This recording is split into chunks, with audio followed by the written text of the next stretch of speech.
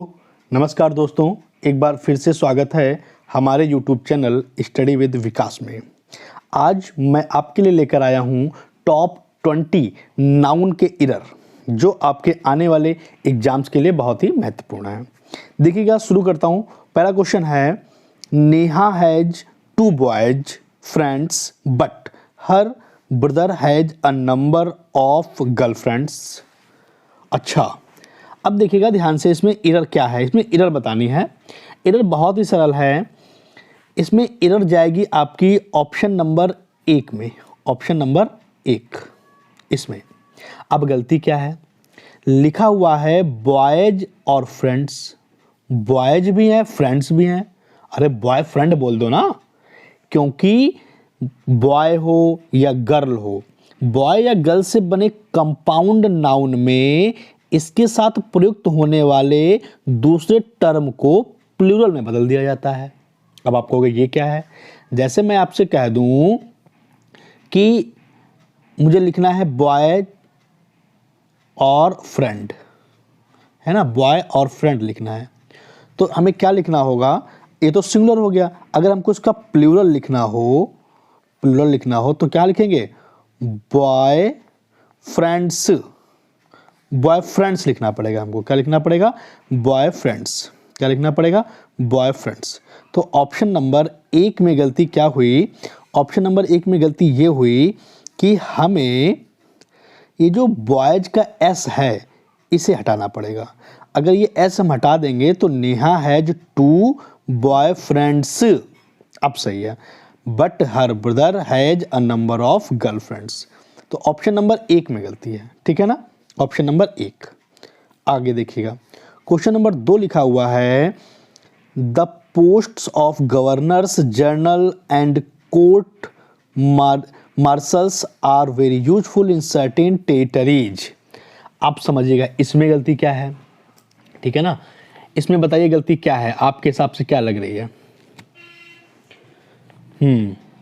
ठीक है, अगर आपको मिल गया तो अच्छी बात है, अदरवाइज मैं बताता हूँ। जैसे लिखा हुआ है the post of governors journal, गलत हो गया, है ना, ये गलती नहीं है, ये गलत लिखा हुआ है। तो हमें क्या करना पड़ेगा? मैंने अभी बताया, किसी कंपाउंड नाउन के जो मुख्य टर्म होता है उसको प्लूरल में बदल दिया जाता है। तो हमें यहाँ पे क्या करना पड़ेगा? हमको यहाँ पे करना पड़ेगा the post of governor general and court marshals. नहीं, गलत हो गया, कोर्ट मार्शल करना पड़ेगा। क्या करना पड़ेगा? Court martial. ऑप्शन दूसरे में जो एस लगा हुआ है मार्शल से, ये हटाना पड़ेगा। क्या मेरी बात आप समझ रहे हैं? जैसे कभी भी चीफ मिनिस्टर लिखा हो, नहीं, चीफ मिनिस्टर्स होता है प्लूरल। फादर इन लॉ लिखा हो तो फादर्स इन लॉ होता है ना। कभी मेड सर्वेंट लिखा हो तो मेड सर्वेंट्स होता है। कोर्ट मार्शल क्या है? सिंगुलर है। अगर प्लूरल लिखना हो आपको तो कोर्ट्स प्लूरल, कोर्ट्स मार्शल करिएगा, है ना। मेरी बात समझ पा रहे हैं आप? तो the post of governors general and court martial, not court martials, गलत हो गया, ठीक है ना। तो एस हटाना पड़ेगा और सेंटेंस सही हो जाएगा। 3 नंबर देखिएगा ध्यान से, लिखा हुआ है अ 10-year boy gave me 50 rupees note when I gave him many pieces of good advice. ठीक, अब देख लीजिए इसमें गलती क्या है। इसमें जो मुझे गलती दिख रही है, मुझे ऑप्शन नंबर 2 में दिख रही है। इसमें क्या गलती है भाई? ध्यान से देखिएगा। गलती इसमें यह है कि जो लिखा हुआ है 50 रुपीज नोट, रुपीज नोट नहीं, जब 50 कह दिया, 50 रुपी नोट्स, यहां एस लगाना पड़ेगा और यहां वाला एस हटाना पड़ेगा। तो क्या हो जाएगा? मी 50 रुपी नोट्स। बात समझ में आ रही है, ठीक है ना। क्योंकि रूपी के साथ नोट का प्रयोग होने पर प्लूरल हम नोट को कर देते हैं, है ना। तो जैसे मैं कहूं सी गेव मी 50 रुपी नोट्स, समझ रहे हैं मेरी बात को? सी गेव मी 50 रुपीज। समझ रहे हैं? अब देखिएगा एक और, सी गेव मी अ 50 रुपी नोट। 3 सेंटेंस है तीनों, पीछे समझ लो। मैं कहूँ सी गेव मी 50 रुपी नोट्स, सही है। मैं कहूँ सी गेव मी 50 रुपीज, ये भी सही है। सी गेव मी अ 50 रुपी नोट, ये भी सही है। समझ पा रहे हैं मेरी बात को? तो मी 50 रुपी नोट्स कर दीजिए, अब सही हो जाएगा। ऑप्शन नंबर 2 में गलती है, ठीक है ना। आगे देखिएगा, चौथे पे लिखा है villages after villages was swept away in the recent flood occurred in several districts in our state। ठीक, देखो कभी भी कोई दो नाउन जो कि प्रीपोजिशन से जुड़े हों, किससे जुड़े हों? प्रीपोजिशन से जुड़े हों, तो वो हमेशा सिंगुलर रखे जाते हैं। तो देखो ये विलेजेज नहीं हो पाएगा, सिंगुलर रखना है। तो विलेज आफ्टर विलेज, दोनों से हमें एस हटाना पड़ेगा। क्या हटाना पड़ेगा?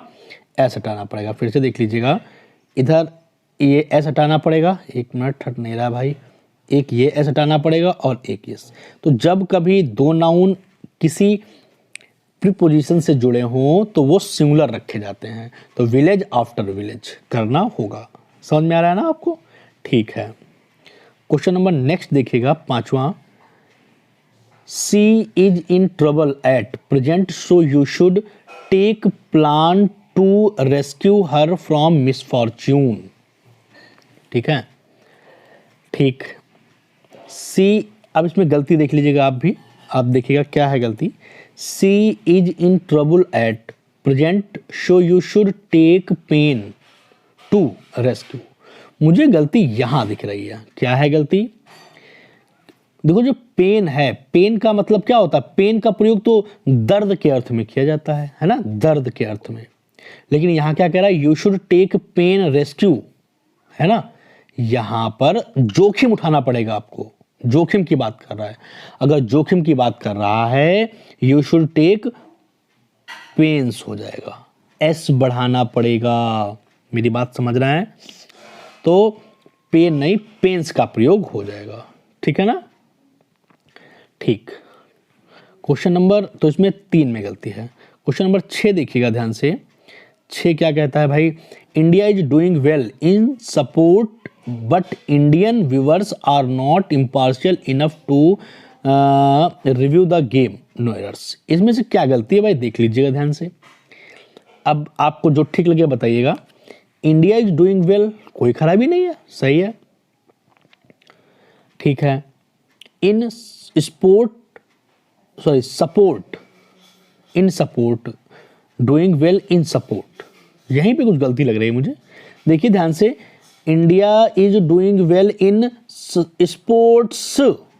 स्पोर्ट्स करना पड़ेगा, क्योंकि खेलकूद या गेम के अर्थ में हमेशा स्पोर्ट्स प्लूरल का यूज होता है, सिंगुलर का नहीं होता। ये बात ध्यान रखिएगा।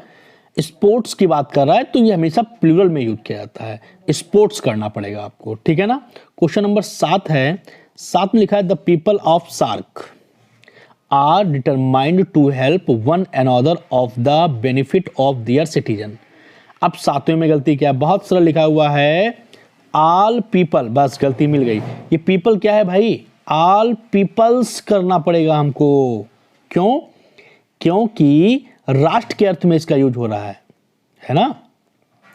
ऑल पीपल ऑफ सार्क नहीं, all people of SAARC. SAARC मतलब ये राष्ट्र की बात कर रहा है भाई। सार्क में देश जुड़े हुए हैं, किसी देश की बात कर रहा है, इसमें अनेक राष्ट्र जुड़े हुए हैं। तो हमें यहां पर करना पड़ेगा ऑल पीपल्स, ठीक है ना। ऑप्शन नंबर 1 में गलती है, ठीक, ये भी समझ में आया होगा। नेक्स्ट देखिएगा 8 नंबर। The poor are compelled to lead a miserable life.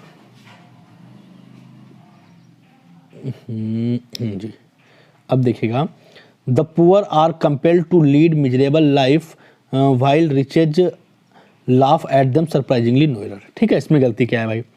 तो इसमें गलती द पुअर, आप यहाँ कर रहे हैं the poor are compelled to lead the miserable life while the riches laugh, ना ये गलत हो गया है ना, द रिचेज नहीं, द रिच कह दो, द रिच, क्योंकि द रिच खुद प्लूरल नाउन है।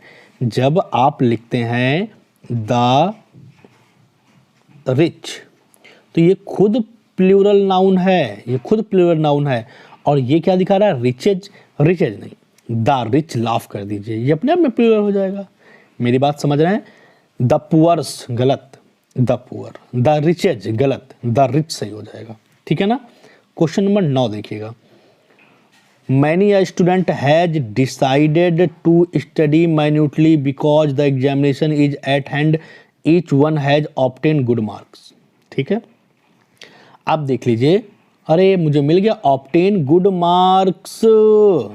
मार्क तो चिन्ह होता है, हमको चाहिए नंबर, तो हमको लाना पड़ेगा मार्क्स। ठीक है ना। कोई समस्या नहीं। अगर आपको कोई समस्या हो, आप नहीं समझ पाए किसी सेंटेंस को, तो आप बस डाल दीजिएगा question number 10, question number 9, question number 11, मैं उसका एक्सप्लेनेशन लिखकर भेज दूंगा। ठीक है ना। आगे क्वेश्चन नंबर 11 है, 10 नंबर देखिएगा। Several employees has been deprived of there,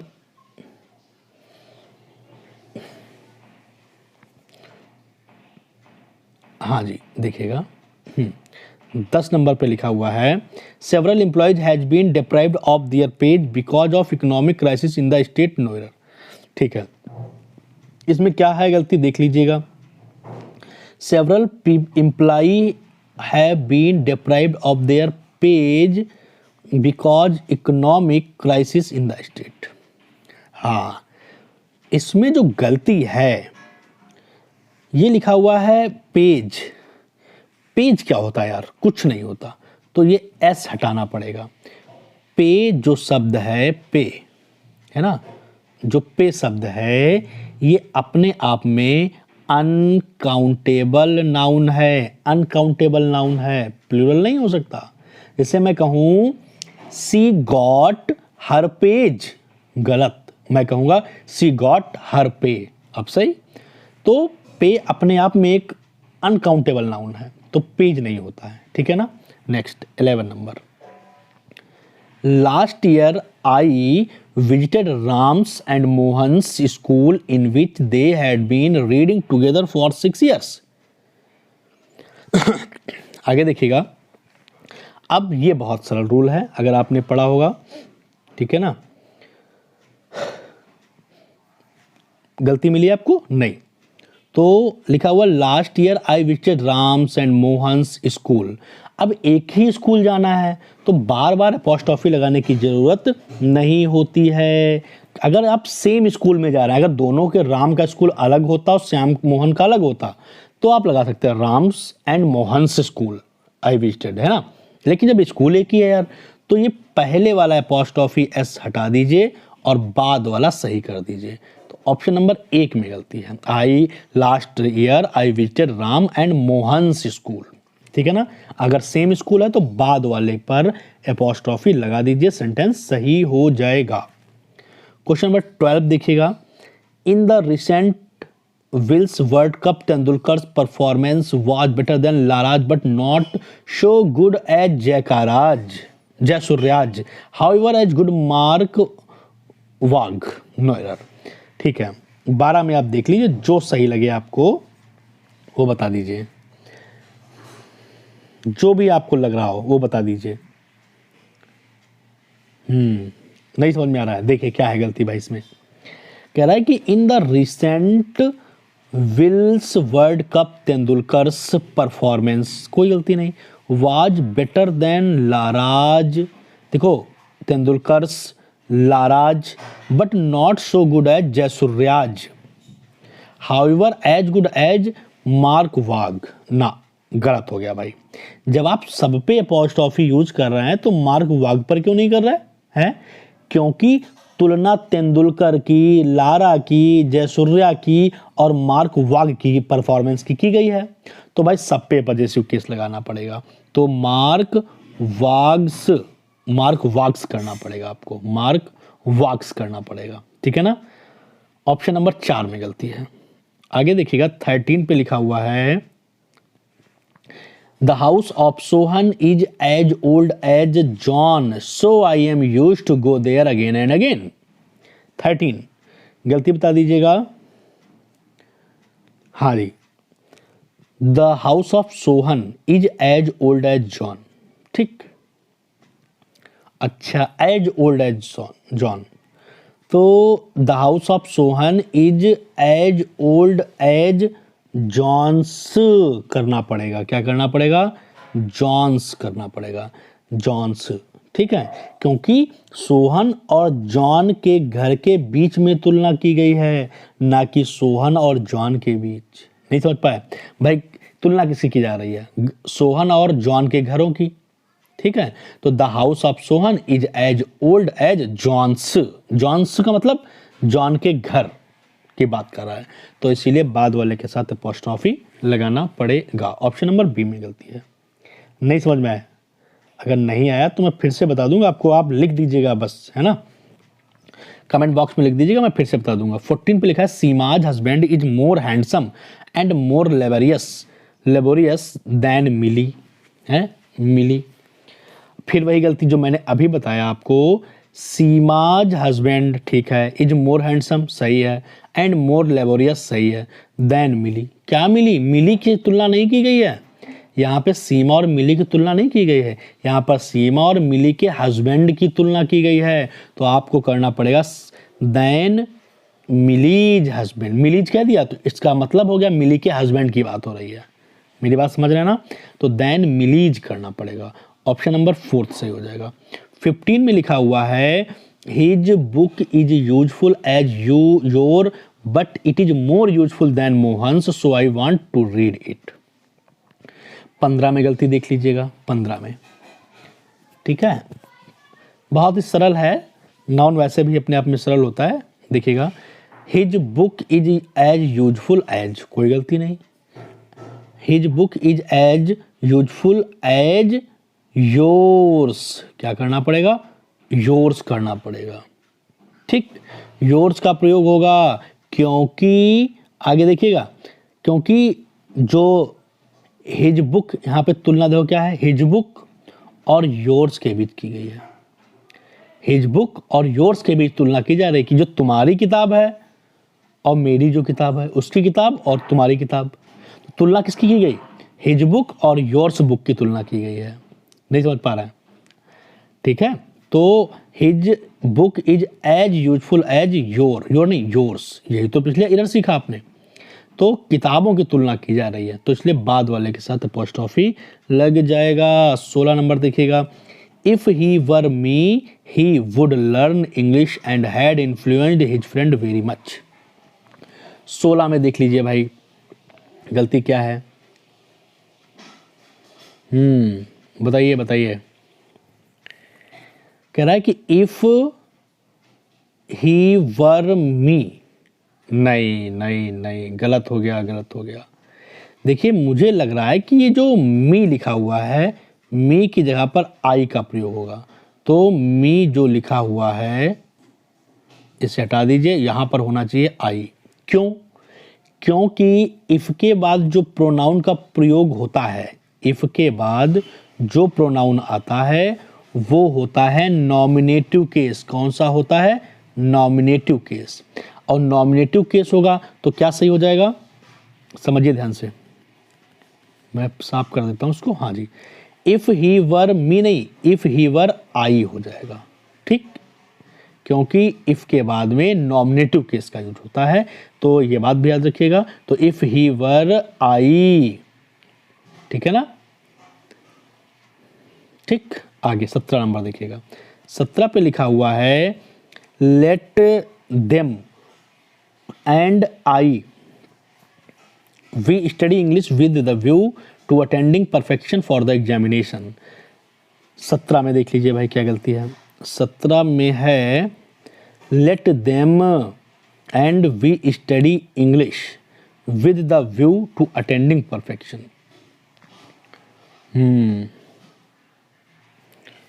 इसमें गलती जो है, लेट देम एंड हाँ, अब देखो मैं आपको बताता हूँ, एक नियम होता है कि लेट के बाद जो नाउन यूज किया जाता है वो एक्यूजेटिव केस होता है। कौन सा केस होता है? Accusative case. ये क्या होता है भाई? जैसे इसने कहा लेट, लेट, फिर यहाँ पे लिखा हुआ them, let them, and we नहीं, यहाँ पे हमको अस करना पड़ेगा। क्या करना पड़ेगा? अस। समझिए ध्यान से, मैं साफ लिख देता हूँ। यहाँ पे हमको अस यूज करना पड़ेगा। क्या यूज करना पड़ेगा? Late them and us study English. समझ पा रहे हैं? तो late them and us study English, अब सही हो जाएगा। ठीक, ऑप्शन नंबर दूसरे में गलती है। 18 देख लीजिए, इन ही एंड शी देयर। ठीक, अब ये तो समझ गए होंगे इसमें गलती क्या है। इन ही एंड शी देयर का प्रयोग, ये प्रयोग मुझे लग रहा है यहाँ पे कुछ गलती है यहाँ पे। ठीक है, आपको पता है कि जो प्रीपोजिशन के बाद प्रोनाउन का एक्यूजेटिव केस होता है। ठीक, तो अब भाई ये इन आया है, इन तो प्रीपोजिशन है। अब प्रीपोजिशन के बाद में एक्यूजेटिव केस, तो ही नहीं हो पाएगा। यहाँ पे हमको करना पड़ेगा him. In him and her. ठीक, in him and her there is a confusion. तो हमको प्रीपोजिशन के बाद एक्यूजेटिव प्रोनाउन का प्रयोग करना पड़ेगा। ठीक है, 19 नंबर देखिएगा ध्यान से।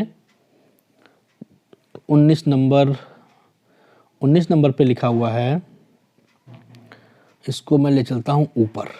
हाँ जी, 19 नंबर देखिएगा। इट इज मी, गलत हो गया, इट इज आई होता है। ये आपको नियम पहले से पता होगा। इट इज आई यूज करना पड़ेगा, इट इज आई। ठीक, कोई दिक्कत यहाँ पर? ये आपको पहले से पता है। आपको बताया भी था कि प्रोनाउन जो है नॉमिनेटिव केस यूज होता है। कैसा होता है? इट के बाद नॉमिनेटिव केस का यूज होता है। इट के बाद नॉमिनेटिव केस का यूज होता है, तो इट इज आई करना पड़ेगा। और 20 पर लिखा हुआ है, each authority has to obey the government of Bihar orders to maintain law and order. अब देख लो यार, each authority has to obey the government, सही है, ऑफ बिहार, बिहार नहीं, बिहार्स करना पड़ेगा। ठीक है, क्योंकि बिहार के गवर्नमेंट की बात कर रहा है, तो Bihar's order to maintain the law and order. तो ऑप्शन नंबर 3 में गलती हो जाएगी। ठीक है ना? कैसा लगा ये वीडियो आपको? कमेंट बॉक्स में बताइएगा। तो ये एरर का पहला वीडियो है। आगे जो आने वाले वीडियो हैं वो आपको इससे और अच्छे तरीके से मैं समझाने की कोशिश करूँगा। इसमें बहुत पास लिखा हुआ है, तो शायद इसलिए चीज़ें ज़्यादा समझ में ना आए, लेकिन जो ना समझ में आप कमेंट बॉक्स में लिख दीजिएगा। अगर आप हमारे चैनल पर नए हैं तो हमारे चैनल को सब्सक्राइब जरूर कीजिएगा। Thank you so much.